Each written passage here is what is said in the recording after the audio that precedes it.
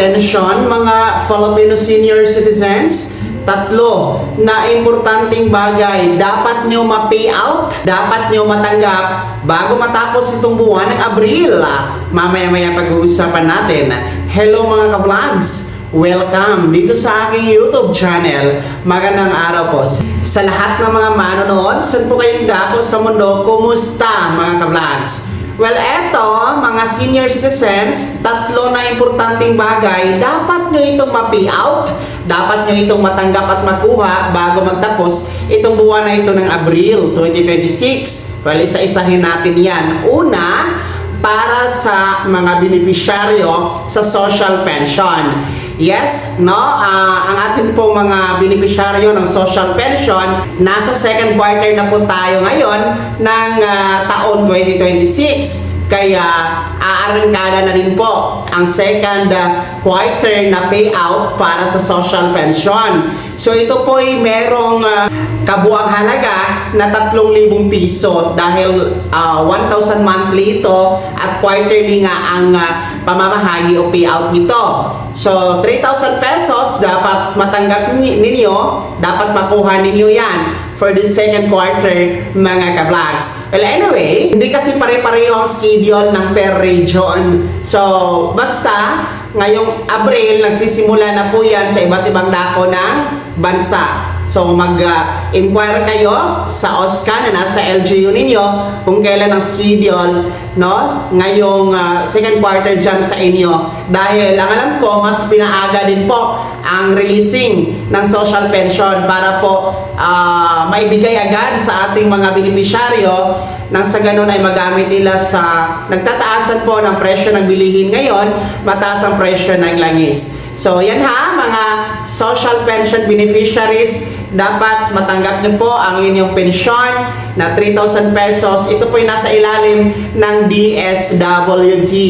Pangalawang importanteng bagay, ang dapat matanggap at makuha, ma-pay out ngayong o bago magtapos itong buwan ng Abril ay ang centenarian cash gift. Well, ang centenarian cash gift, 100,000 pesos po ito para sa mga umabot sa edad na 100 years old. Kung kayo po ay nag-apply noong nakaraang February, Marso, dapat matanggap nyo yan bago magtapos itong buwan ng Abril. Well, ang schedule niyan, no, alamin nyo din po sa OSCA ninyo kung kailan at saan ang venue ng cash distribution na yan for our centenarians. Pangatlo na importanteng bagay, ang mapi-pay out, ang makukuha at matatanggap bago magtapos itong buwan ng Abril ay ang ating Expanded Centenarian Act Cash Gift na 10,000 piso. Well, para naman po itong 10,000 piso na ito sa mga umabot sa edad na 80, 85, 90, and 95 years old. Yes, mga ka-vlogs, no, kung kayo ay nag-apply sa OSCA noong February or March, tapos hindi kayo naka-pay out that month, well, dapat matanggap niyo yan bago magtapos itong buwan ng Abril. No, yung 10,000 pesos na yan na cash